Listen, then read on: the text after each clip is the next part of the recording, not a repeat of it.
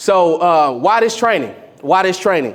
As many of you know, I've been serving Chilton in terms of providing student enrichment, specifically in the areas of SEL for a while in different capacities, school assemblies, small group discussions. Sometimes it's certain kids or certain group of kids that I've met with during lunchtime and things of that nature.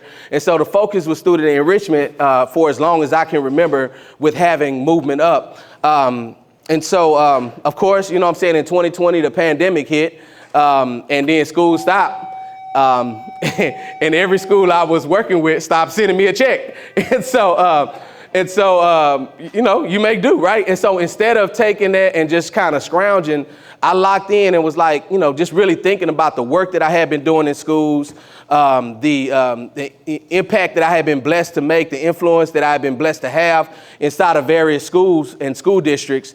I started thinking about the staff, you know what I'm saying, and that sometimes, like, even we're working with young people, and this is just a reality check and just an honest conversation. And I'm gonna keep it real. I'm a truth teller. That's one thing about me that I think is both respected and sometimes not appreciated as much, right?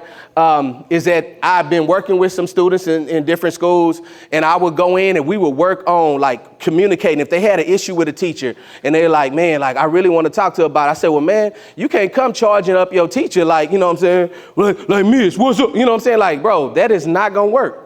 And so, you know, spending time with them, helping them to own their own feelings and thoughts and emotions. So I'm like, instead of pointing your finger at the teacher, you need to point yourself back at you and point your finger back at you and say, hey, I felt this way when you said, or I thought this way, and own your own thoughts, own your own feelings, and stop trying to make it seem like other people are making you think or feel a certain way, but just own it. And so then I would have kids that would go in, it's like, sir, I did what you said do. And sometimes they'll come back and be like, man, you know what I'm saying? That was good. Like that was, I said, man, don't forget it now. Like, so let's keep it moving. But then there was some kids that would come back and they'd be like, man, I went in and man, she just rolled her eyes at me. Like, you know what I'm saying? Like she didn't, you know what I'm saying? Like she wasn't even receptive. I was like, I was like, and I didn't have no comeback for that because I'm working with this student, but I'm not working with that adult. I don't know what happened in that adult's life that day. I don't know what was going on or whatever. Not that it's warranted either way, but you know what I'm saying? It started while the pandemic hit, it had me thinking like, bro, like what is the training that I can provide for professionals who are working with students who need to, because I'm helping these kids be more self-aware, but I need to help the adults because sometimes, you know what I'm saying, we just kind of miss it. I even, I was looking at myself. Because there was sometimes even it had me reflecting on myself during the pandemic of my son or my daughter I'd be talking to them about something. They'd be like, Dad, are you mad? I'd be like, no.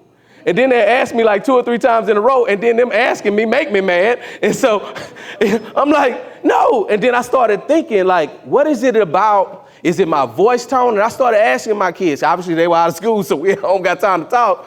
And some of it was my facial expression that I wasn't aware of. You know what I'm saying? Some of it was, my tone around certain things.